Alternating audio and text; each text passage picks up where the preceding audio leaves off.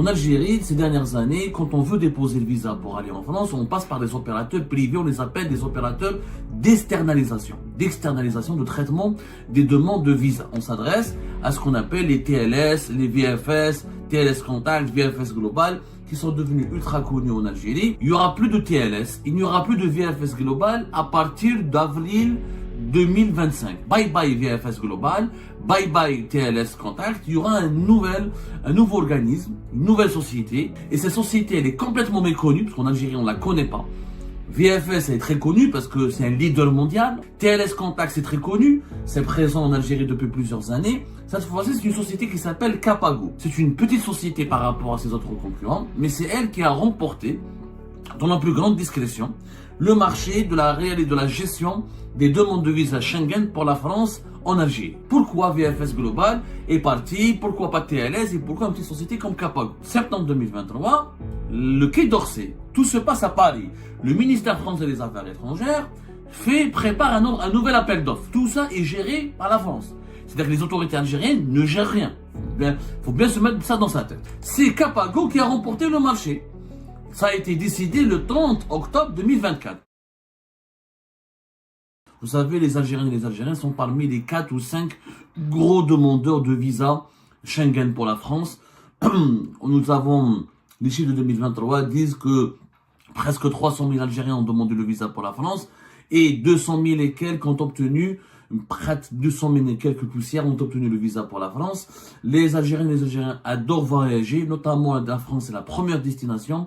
Les visas Schengen en Algérie, pratiquement 400 000 et quelques. La France représente à elle seule entre 55 jusqu'à même 60%. Ça varie d'une année à une autre du nombre de demandes de visas Schengen depuis le territoire formulées ou déposées par les demandeurs algériens.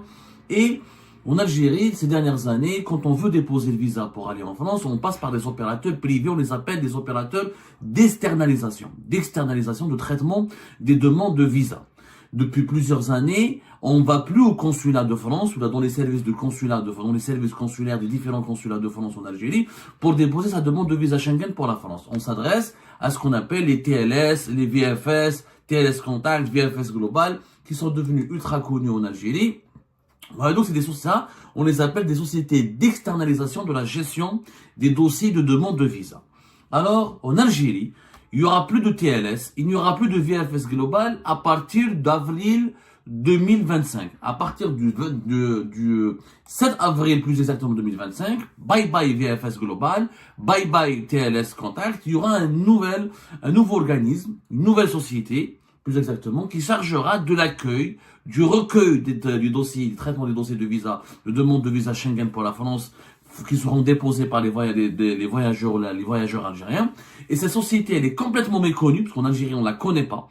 VFS, elle est très connue, parce que c'est un leader mondial, on en parlera dans un petit moment. TLS Contact, c'est très connu, c'est présent en Algérie depuis plusieurs années. Cette fois-ci, c'est une société qui s'appelle Capago. Capago International. C'est une société européenne, une société française. C'est une petite société par rapport à ses autres concurrents, mais c'est elle qui a remporté, dans la plus grande discrétion, le marché de la gestion des demandes de visa Schengen pour la France en Algérie. Et les nouveaux centres Capago internationaux, alors d'après nos investigations, il y aura 4 centres, à Alger, Constantine, Annaba et Oran. Alors qu'auparavant, il y avait 3 centres. Cette fois-ci, il y aura un 4e centre à Constantine.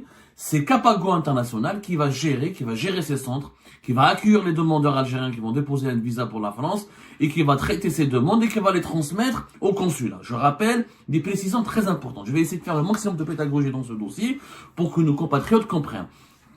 Comme VFS Global ou comme on appelle ça, TLS Contact, le Capago, c'est un opérateur d'externalisation. Il recueille les demandes, il traite les dossiers, il traite pas les dossiers dans le sens, il ne donne pas de réponse.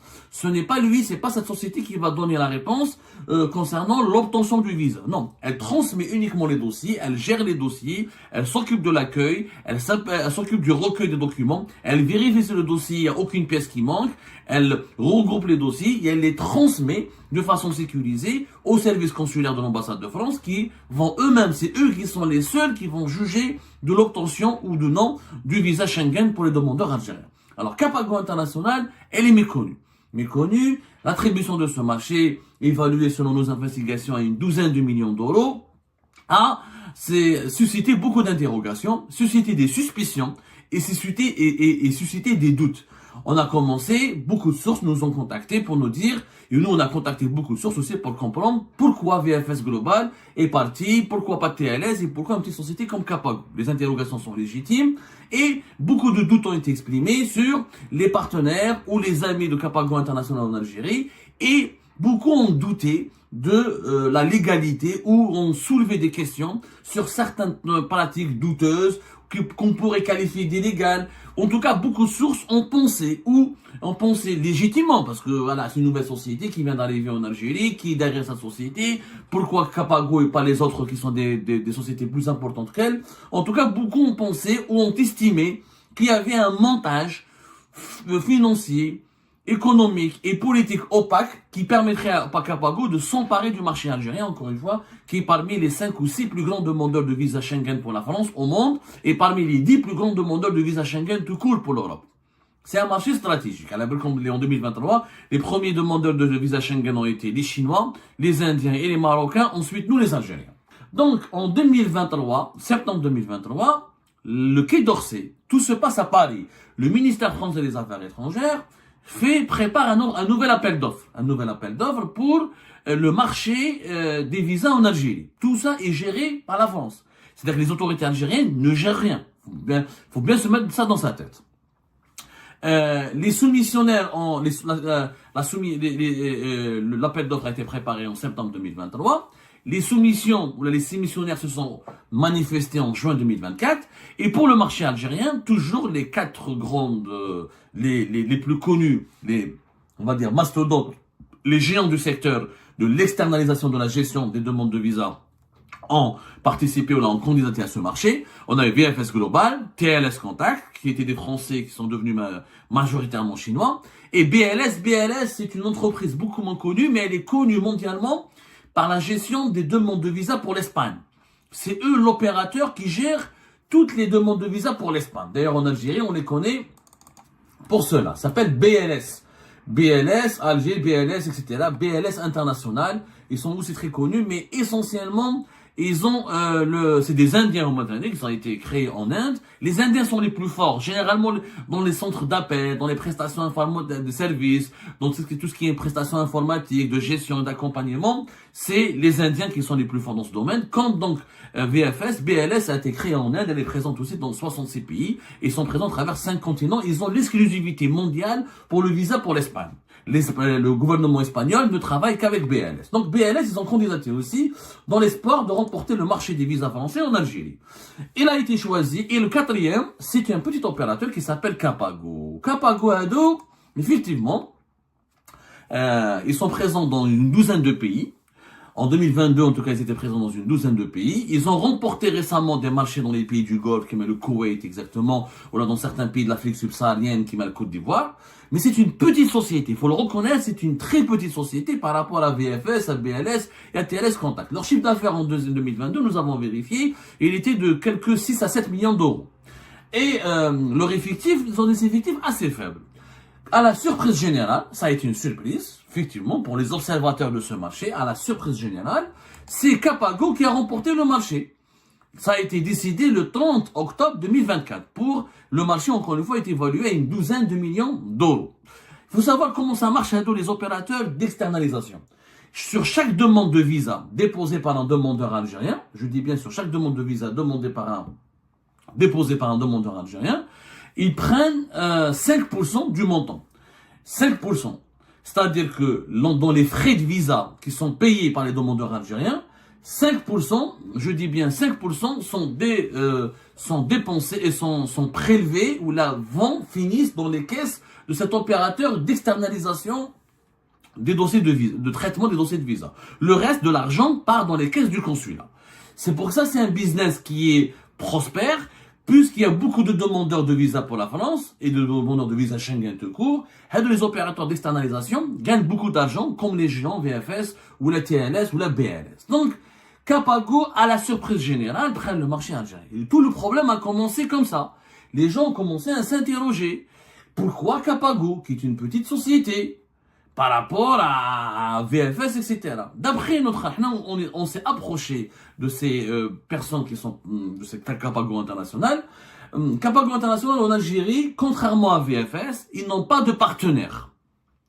D'après nos vérifications, ils ont choisi un homme d'affaires algérien qui s'appelle Lies Boudief, qui est un jeune homme d'affaires algérien, qui est méconnu du grand public, qui n'est pas très connu. Lies Boudief, on en a déjà parlé de lui, où là, on était en train de faire une enquête déjà, où son nom avait figuré dans l'affaire, dans le dossier de Mohamed Lamine Boustaila, le fils du général-major Boustaila.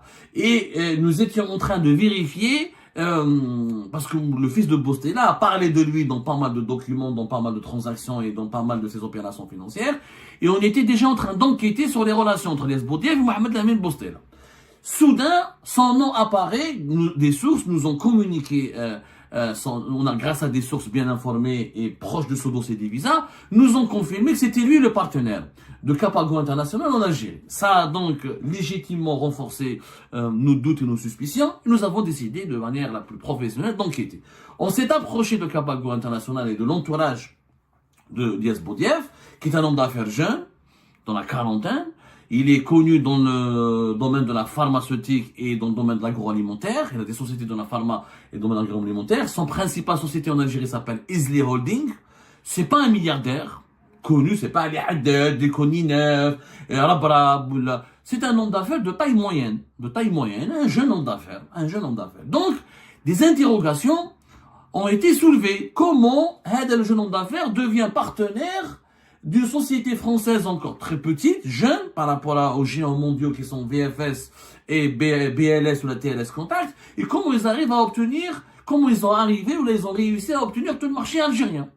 Là, nous avons enquêté. Au départ, ce que nous avons trouvé, c'est que ce qui a attiré notre attention, c'est qu'au moment où le patron de Islay Holding, l'homme d'affaires algérien Lies Boudief, est devenu partenaire de Capago International pour le marché des visas français en Algérie, il a créé une société en France qui s'appelle Bilvest. C'est une société française qui a été créée en juin, fin juin, le 29 juin 2024, et qui a été mise en place au lendemain pratiquement de l'obtention du marché par Capago International du marché des visas en Algérie. Donc Lies Boudief est le seul bénéficiaire effectif de cette société Bilvest. Il dispose d'un code d'activité identique à celui de Capago, c'est-à-dire qu'il veut se spécialiser dans le traitement des dossiers de visa pour des autorités consulaires ou pour un État étranger. Et il y avait des doutes. Est-ce que cette société française de Bilvest ne serait pas utilisée pour permettre de facturer des prestations fictives à Capago ou là pour contourner la législation algérienne sur les transferts des capitaux à l'étranger? Est-ce qu'il ne s'agirait pas de manœuvres qui ont été mises en place pour favoriser l'évasion fiscale vers des comptes en devises installés ou établis à l'étranger? C'était ça le point de départ de notre enquête. Pourquoi Capago, un petit opérateur par rapport aux géants, et pourquoi choisir un homme d'affaires qui n'est pas connu, qui est jeune, qui n'a pas de grosse fortune, même s'il paraît ambitieux selon son entourage, et pourquoi cet homme d'affaires algérien a choisi de créer une société française qui s'appelle Bilvest au même temps de l'installation et du déploiement de Capago International en Algérie. Alors, au cours de notre enquête, nous avons trouvé les réponses suivantes. Les réponses suivantes, c'est que du côté de l'entourage de Capago et de Lies Boudief, il n'y a pas de société qui a été créée en Algérie. Contrairement à VFS, ils étaient associés avec l'État Ben Younes, l'homme d'affaires algérien l'État Ben Younes. Ensuite, en août 2024, VFS a racheté les parts de l'État Ben Younes. C'est-à-dire que dès qu'apparemment que VFS, pour se préparer au nouvel appel d'offres international qui sera lancé par le Quai d'Orsay, le ministère français des Affaires étrangères, il y a eu un changement au niveau de l'actionnariat. En août 2024, il a revendu, donc VFS était actionnaire unique de leur filiale algérienne. Parce qu'il n'y a plus d'obligation dans la loi 5149 qui a été imposée par la loi de finances 2017. Capago en Algérie n'ont pas créé une co-société avec un partenaire algérien. Selon les sources les plus proches de Capago International et de l'homme d'affaires Lies Boudief, il y a une société 100% gérée par Capago International. elle est 100% algérienne. Et cette société, c'est elle qui va introduire les fonds nécessaires pour créer, pour gérer les 4 centres de traitement et de traitement des demandes de visa, et pour gérer convenablement le marché, pour s'occuper de l'externalisation de la gestion des visas pour la France au profit des consulats français en Algérie. Cette société sera 100% de capitaux détenus par Capago. Ilyes Boudiaf ne détiendrait aucune action, aucune part. Donc, comment va faire Capago? Puisqu'il n'y a pas d'obligation de 51-49, Capago aurait fait le choix, donc, de débourser elle-même. Ils ont introduit 7 millions et demi d'euros. Ensuite, ils vont introduire, d'après nos investigations, 2 millions et quelques. Et c'est Capago qui va payer, qui va recruter les 511 salariés qui seront déployés au niveau des 4 futurs sites de traitement des dossiers de visa qui sont Alger, Oran, Annaba et Constantine. Et c'est Capago qui va tout gérer toute seule, sans partenaire algérien. Sauf que, ce que nous avons découvert, c'est que M. Ilyes Boudiaf, l'homme d'affaires algérien, il a un mandat de représentation. C'est qu'il est leur partenaire, mais il n'est pas leur partenaire dans les papiers. Il n'a pas créé de société avec eux. Il est juste leur représentant exclusif. Qu'est-ce qui a été fait? C'est M. Ilyes, l'homme d'affaires algérien, c'est lui qui a avancé l'argent pour permettre à Capago International de louer et de préparer ses sites. En réalité, Capago International, pour le moment, tout a été fait en Algérie à travers Ilyes Boudiaf. C'est lui qui l'aura loué, il aura avancé, selon nos investigations, 300 millions de dinars. Et c'est lui qui a choisi les 4 sites, à Oran, à Alger, à Annaba et Constantine. C'est lui qui s'occupera ensuite de la gestion des parkings, de la gestion de la restauration sur place, parce qu'apparemment Capago International ne veut pas faire comme VFS Global et comme TLS Contact. Ils veulent faire des centres de traitement des dossiers de visa qui soient modernes, confortables, bien équipés et nickel. Selon leurs ambitions, selon ce que nous avons pu découvrir au cours de notre enquête. Apparemment, ça sera différent. Après, il faudra voir. Moi, j'ai pas vu encore une fois de mes yeux. Mais, ce qui est étrange, et ce qui est nouveau, et ce qui est à la fois, peut susciter à la fois des doutes, comme de l'admiration, c'est que l'admiration entre sens, mais c'est-à-dire certaines personnes peuvent trouver ce montage obscur, d'autres peuvent le trouver génial. Non, on est en train de poursuivre notre enquête, et on poursuivra notre enquête et on essaiera d'aboutir à des réponses concrètes à la fin de l'enquête. On n'a pas encore fini notre enquête, pas tout à fait sincère avec vous. Parce que le sujet il est sensible, le visa de Schengen, et le dossier il est un peu particulier. Ilyes Boudiaf, l'homme d'affaires algérien, il a avancé de l'argent à Capago, et c'est lui qui a choisi les 4 sites, c'est lui qui a payé la location, et elle va le rembourser ensuite, la société France Capago International, elle va le rembourser, ensuite il sera leur partenaire, c'est-à-dire c'est lui qui va gérer le ménage, l'entretien des sites, la sécurité, le parking. Comme ça, Capago International va se consacrer uniquement à la gestion des salariés et à la gestion des dossiers et au traitement des dossiers, à leur transfert vers les consulats de France en Algérie. Voilà le partenariat qui a été signé. Il n'y a pas d'acte selon l'entourage de Ilyes Boudiaf et selon l'entourage de Capago International. Il n'y a pas eu de société qui a été commune, qui a été créée entre Ilyes Boudiaf et Capago. Capago seront tout seuls, ils n'auront pas de partenaire algérien. Ils n'ont pas envie apparemment d'avoir un partenaire algérien. Ils se sont appuyés sur un partenariat différent qui est leur représentant exclusif en Algérie, Ilyes Boudiaf. Ilyes Boudiaf n'utilise pas une société. La société Bilvest, elle n'est pas liée contractuellement à Capago. Il n'y aurait pas eu, selon l'entourage de Ilyes Boudiaf, il n'y a pas de lien contractuel ni de lien financier direct entre Capago et Bilvest, qui est la société de l'homme d'affaires algérien Ilyes Boudiaf en France. C'est Ilyes Boudiaf qui va facturer en tant que personne physique. Il va facturer en tant que personne physique les prestations de location, de restauration, de parking, de sécurité, etc. qui sont nécessaires pour permettre la bonne gestion des centres de traitement des dossiers de visa pour la France en Algérie. Voilà comment ça se présente. Maintenant, d'autres sources, effectivement, affirment que c'est étonnant, que ce montage est étonnant. Il demeure peu convaincu. Et honnêtement, il demeure peu convaincu. Pourquoi? Parce que nous, on a interrogé l'entourage de Ilyes Boudiaf sur la légalité de ce partenariat. Est-ce qu'il est légal pour un homme d'affaires algérien de facturer en tant que personne physique à un opérateur étranger qui vient s'installer en Algérie pour un marché bien précis. L'entourage de l'Esbodiev nous assure que c'est légal, qu'il a un mandat de représentation. Il n'est pas directeur de la filiale algérienne de Capago, il est juste le représentant exclusif et c'est lui qui s'occupe de la facturation des aspects logistiques et des aspects d'autres aspects des prestations de services annexes des centres de traitement de visa. Parce que Capago veut donc pas uniquement quand elle veut bien accueillir les demandeurs algériens, et elle veut offrir une certaine prestation de qualité parce que comme apparemment le marché algérien est stratégique, et Capago International, je pense que c'est leur marché le plus important maintenant, parce que voilà, c'est quand même les quatrièmes, encore une fois, demandeurs de visa pour la France à travers le monde, après les Chinois, les Indiens et les Marocains. Donc pour Capago International, c'est un excellent coup le marché algérien. Donc ils veulent innover. Pour innover, ils ont pris un partenaire algérien qui est une personne physique, qui n'a pas de lien. Pour dans la vérité, nous n'avons pas trouvé de lien. Mais à part la société Bilvest en France, nous n'avons pas trouvé de lien direct entre Capago et Lies-Baudiev et la société Bilvest. Pour être tout à fait sincère, nous on s'est interrogé sur la légalité, sur est-ce qu'il y a d'abord pourquoi Capago. Alors quand on a dit pourquoi Capago, on nous a répondu que les autorités françaises ont choisi délibérément Capago parce qu'ils voulaient confier le marché des visas algériens en France à une société française, européenne, et non pas à une société dominée par des capitaux et des intérêts chinois ou indiens. Donc ça aurait été pour un choix de souveraineté. Voilà l'argument qui nous a été présenté. Maintenant, est-ce que Capago a une capacité opérationnelle importante pour gérer ce dossier? On nous assure que non, alors que les détracteurs de Capago assurent qu'il y a eu un soutien informel.